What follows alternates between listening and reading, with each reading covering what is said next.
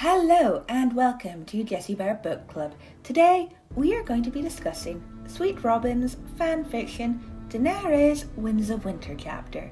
I have already discussed my thoughts when he set out his overview, so now that I have read the chapter, let's see what I think. My first thoughts on completing the chapter were that this is definitely fanfiction. Fun, well-written fanfiction and very well-researched, but fan fiction nonetheless, because there were some big red flags in there for me. First of all, the chapter is too short, about 15 minutes too short. The average Game of Thrones chapter, or any chapter in the A Song of Ice and Fire series, is about 45 minutes long. This chapter clocks in at about 30 minutes, so it just wasn't long enough.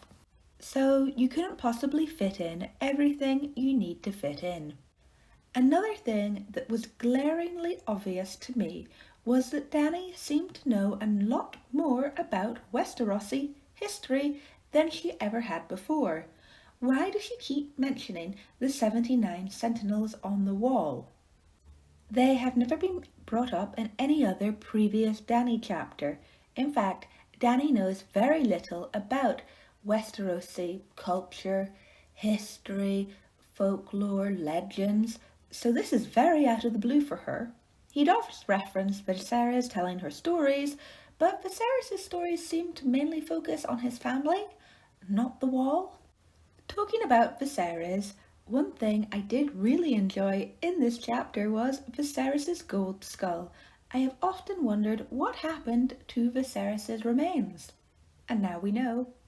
Well, in this universe anyway. But in all seriousness, I think Viserys' gold skull was a very good plot device.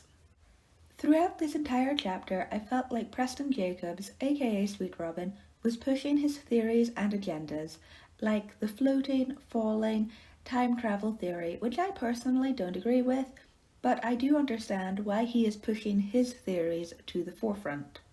He also makes a point of pointing out the fact that he believes Dany was never in Braavos, by Dany not knowing what the Braavosi Titan is, or why the head of the second sons was called the Titan's bastard. He is also pushing the fact that he believes Dany is not a Targaryen by having her think about the Blackfire rebellions a lot, something she has never done before and which is not canon. Dany also uses the word dragon seed, a word that only appears in Fire and Blood and is never used within the original A Song of Ice and Fire books. Not even the Dunk and Egg books. But I'll have to double check that one. I did really like how Sweetrobin tied in lots of Dothraki culture and customs from the first book, as well as including many side characters that we have not seen for quite a while. I also really enjoyed Sweetrobin's attention to detail when it came to describing Vaes Dothrak as being covered in snow, as Vaes Dothrak and King's Landing are on the same equator line, so it would make sense for them both to be covered in snow at this time. The guy did his research. I appreciate that. But talking about attention to detail brings me back to the fact that Sweetrobin did not reference the miscarriage Dany had in the Dothraki Sea. I know lots of people go back and forward on this. I'm a firm believer that she did have a miscarriage because she will never be able to have another child, but he doesn't bring it up. Just wondering why. Sweetrobin also makes it sound in this chapter as if Dany has been in Vaes Dothrak, or at least with the Dothraki, for 3 months at minimum, and it only takes a maximum of 8 weeks for a broken ankle to heal, and he states that she broke her ankle the first day she was with the Dothraki, running behind one of the horses. So, by this point, she should be able to walk properly without the use of a crutch. Otherwise, she will be crippled for life if she is still hobbling around because her ankle was not set properly. So, is he expecting moving forward to have her use a crutch this entire time? Although I am nitpicking, I actually really enjoyed this chapter.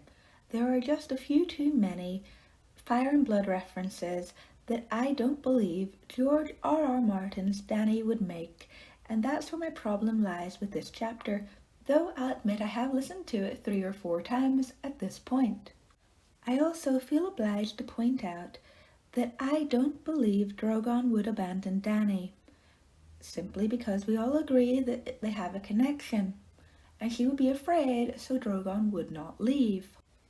If Drogon did leave Dany to fend for herself, she would surely be raped or perhaps murdered for abandoning the Dothraki custom and not joining the Dosh Khaleen. All bets are off if you do not follow their rules. Is this not the fact with any society? I would be curious to see if anybody agrees with this assessment. Anyway, I have my own thoughts on what Daenerys Targaryen will do in Winds of Winter, but that is for another video and another time. I did enjoy this chapter, and I hope Sweetrobin makes more. If you would like to see me make a video about Dany, leave a comment below. You can also follow me here so you can watch all my A Song of Ice and Fire playlist, and follow me on Instagram at Lady Jessica Riddell. Until next time, bye!